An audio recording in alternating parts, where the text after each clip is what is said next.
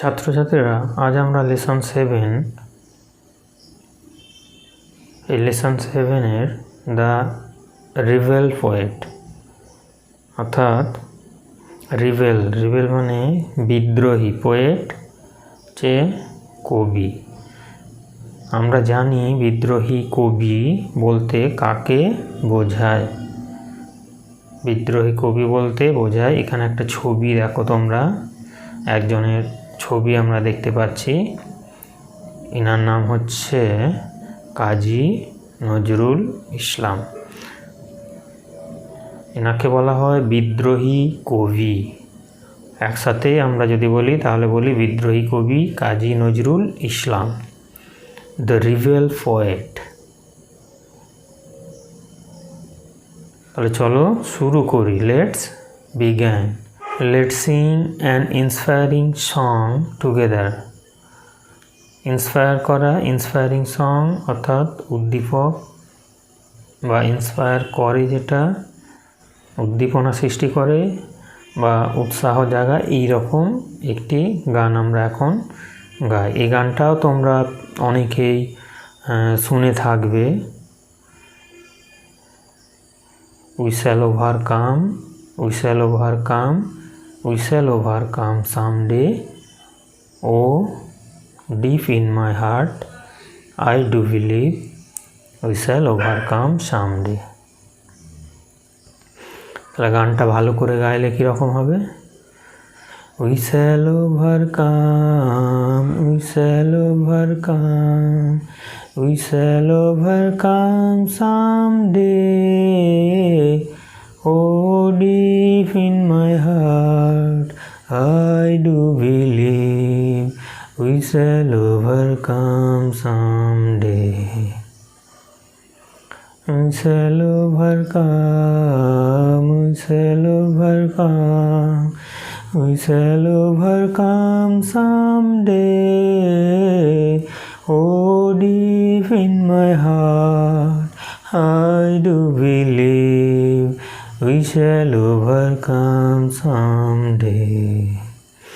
তাহলে এই গানটা তোমরা এইরকম গাইতে পারো, অথবা তোমরা অন্য কোথা থেকেও শুনতে পারো। তাহলে আমরা এবার আমাদের যে মূল বিষয়, দ্য রিবেল পোয়েট, এর মূল বিষয়ে আমরা চলে যাই।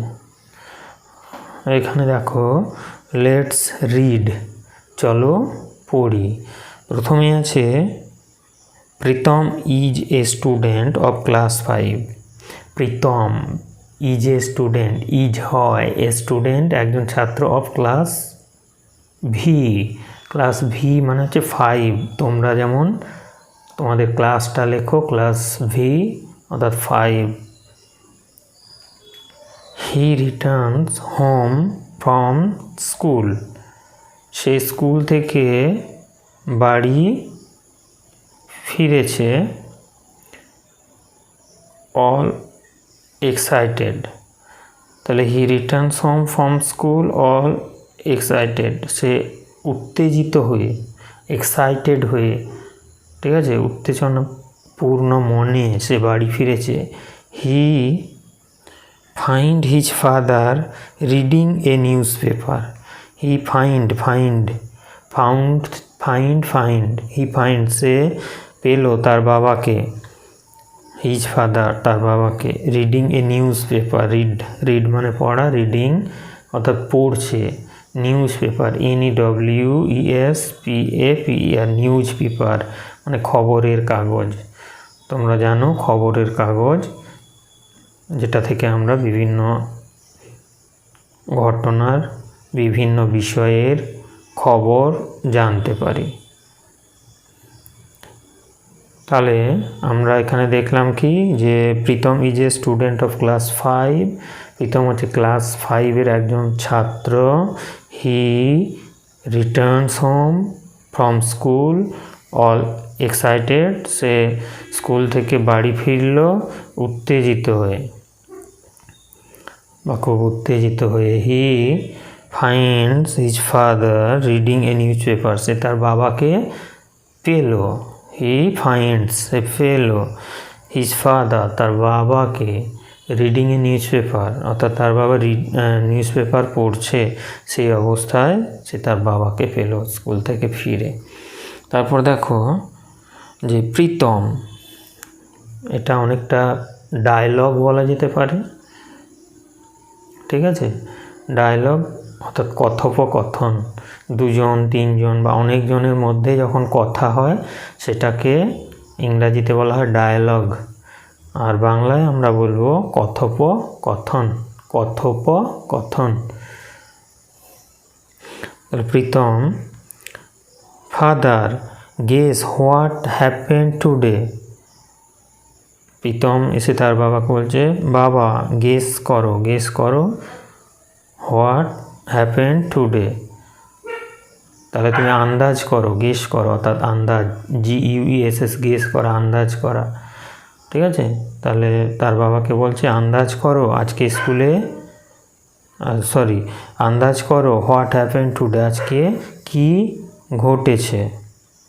ফাদার, হোয়াট ডিয়ার, আমার প্রিয়, কি, হোয়াট WHAT, হোয়াট মানে কি, হোয়াট ডিয়ার, কি হয়েছে, হোয়াট ডিয়ার কি, আমার প্রিয়, ডিয়ার বলতে প্রিয়কে বোঝায়, অর্থাৎ তার যেহেতু ছেলে সেই জন্য এখানে ডিয়ার কথাটা ব্যবহৃত হচ্ছে।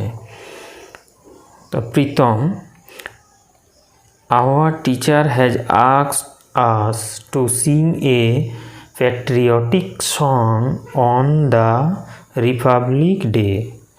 Our teacher has asked, আমাদের শিক্ষক মহাশয় asked করেছেন, জিজ্ঞাসা করেছেন, us আমাদেরকে, us মানে আমাদিগকে বা আমাদেরকে, to sing গাইতে, a patriotic song, patriotic মানে দেশাত্মবোধক, প্যাট্রিয়ট মানে দেশপ্রেমিক, আর প্যাট্রিয়টিক দেশাত্মবোধক, সং মানে গান, দেশাত্মবোধক গান।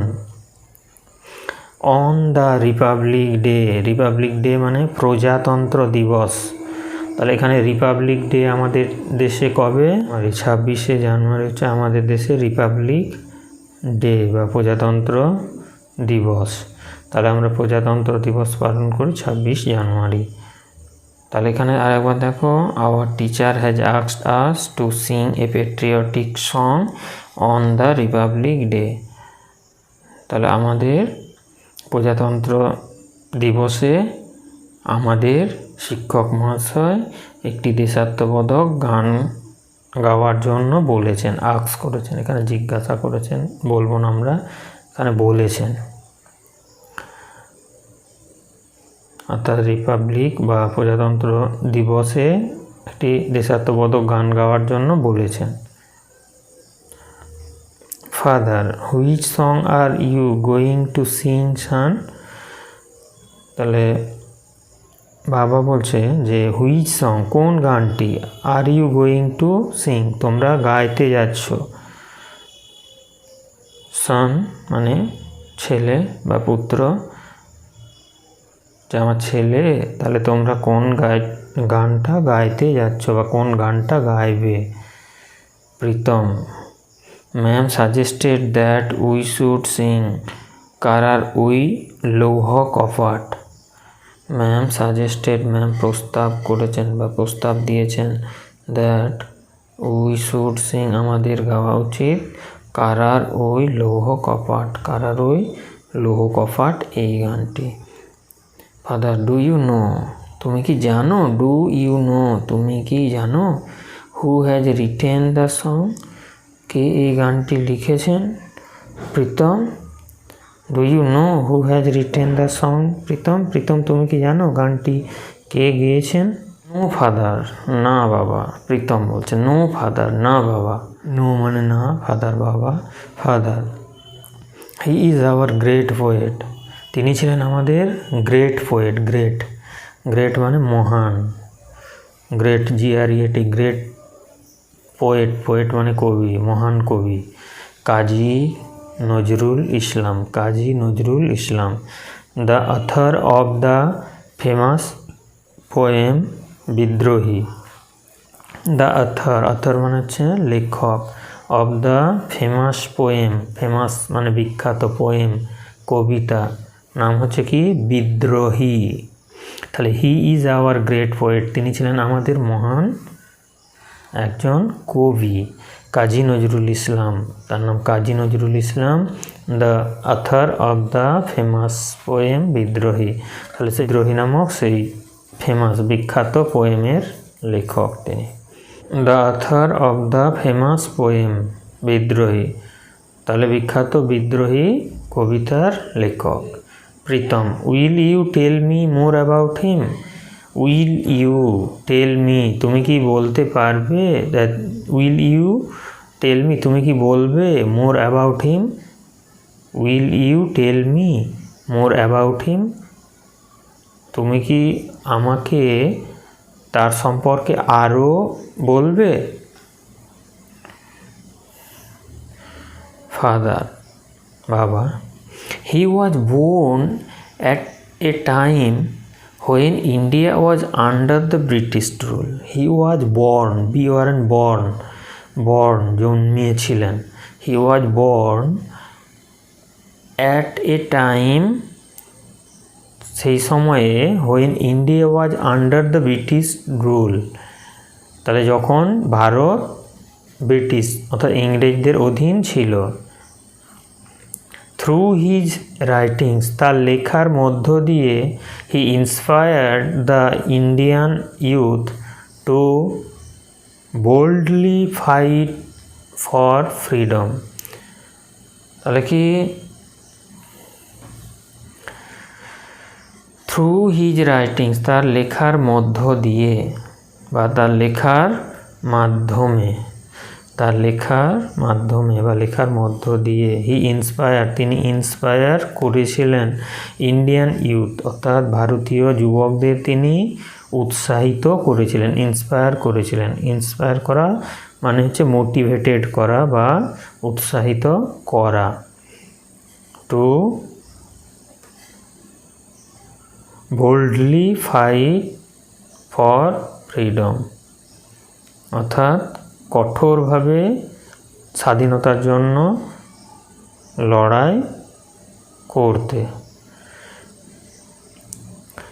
Pritam, when was he born. Father, তিনি কখন জন্মেছিলেন। বাবা, তিনি কখন জন্মেছিলেন। When was he born. Father, বাবা, তিনি কখন জন্মেছিলেন। Father, he was born on 24th May 1899 in the village of Churulia. He was born, তিনি জন্মেছিলেন on 24th May, 24th May, তাহলে 24শে মে 1899, 1899, তাহলে 1899 খ্রিস্টাব্দে 24শে মে তিনি জন্মেছিলেন। In the village of Churulia, village VILLAG, village মানে গ্রাম, অফ চুরুলিয়া, অর্থাৎ তিনি 1899 খ্রিস্টাব্দে 24 মে চুরুলিয়া গ্রামে জন্মগ্রহণ করেন। This was near Asansol in the Burdwan district of undivided Bengal. This was near, near, NEAR, near মানে হচ্ছে নিকট বা কাছে। আসানসোল, তোমরা অনেকেই নাম শুনে থাকবে আসানসোল। হ্যাঁ, এটা কোথায় আসানসোলটা? ইন দ্য বারডওয়ান ডিস্ট্রিক্ট অর্থাৎ বর্ধমান জেলায়। অফ আনডিভাইডেড বেঙ্গল, ডিভাইডেড হচ্ছে ভাগ বা বিভক্ত, আনডিভাইডেড মানে অবিভক্ত, বেঙ্গল অর্থাৎ বাংলা। অর্থাৎ আমরা জানি 1905 খ্রিস্টাব্দে বঙ্গভঙ্গ ঘোষিত হয়েছিল, অর্থাৎ সেই সময়ে আমরা দেখব এই যে বাংলা যখন একত্রিত ছিল, একটা বৃহৎ বাংলা ছিল, বাংলাদেশ বলতে বৃহৎ অংশকে, ঠিক আছে। 1905 খ্রিস্টাব্দে যে বঙ্গভঙ্গ হয়েছিল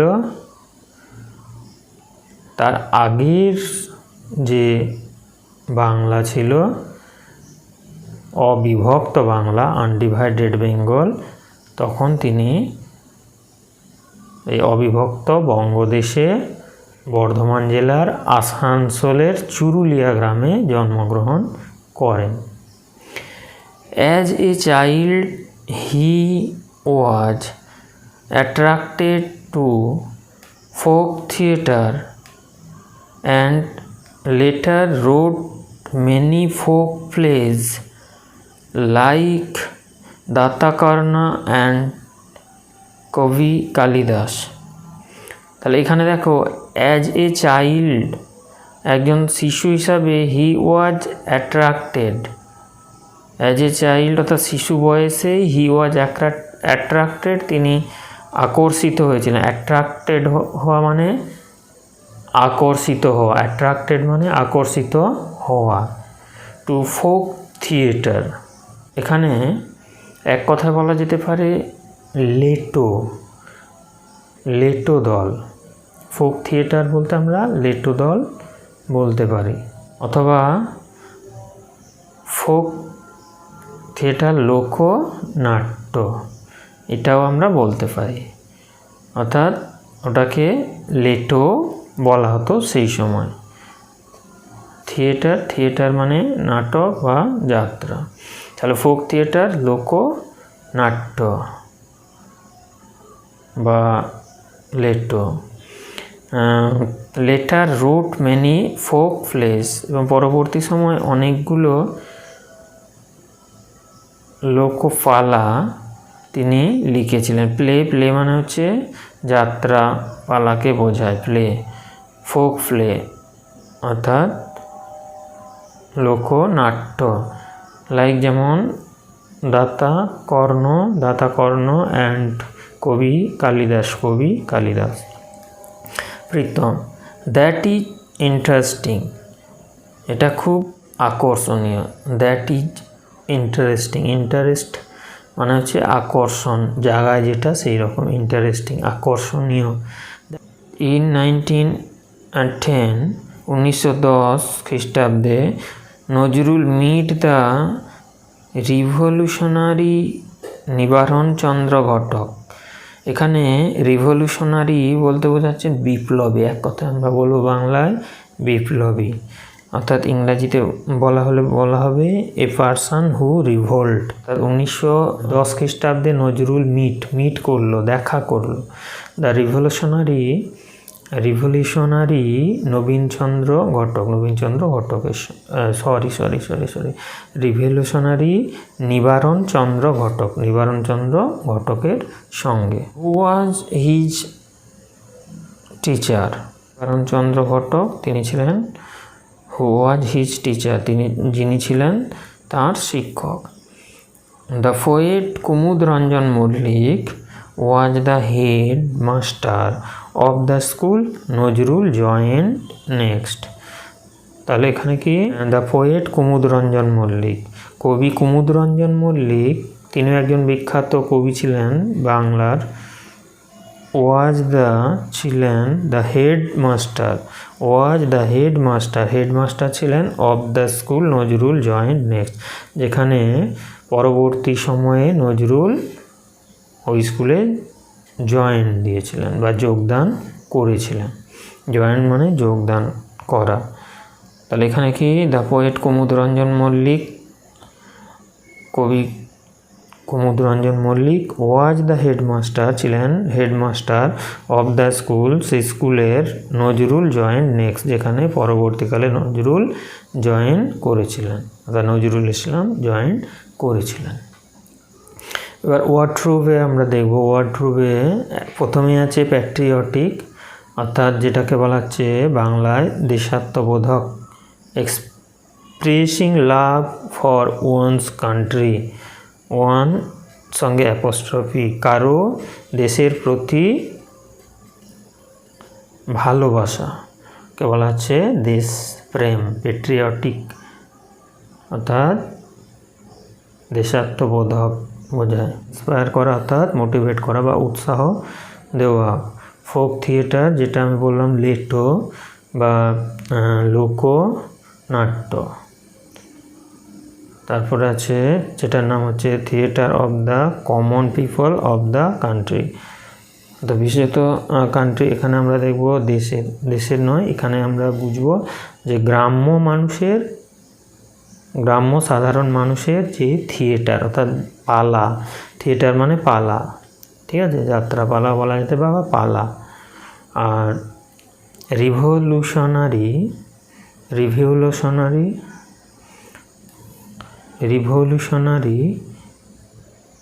এ পারসন হু রিভোল্ট। রিভলিউশনারি মানে বিপ্লবী, রিভলিউশনারি অর্থাৎ বিপ্লবী, এ পারসন হু রিভোল্ট। তাহলে তোমরা যতটা আজকে দিলাম ততটা তোমরা পড়বে, বিশেষ করে ওয়ার্ড ট্রুথ বা যতটা পড়া হলো টেক্সট তার মিনিংগুলো তোমরা করবে।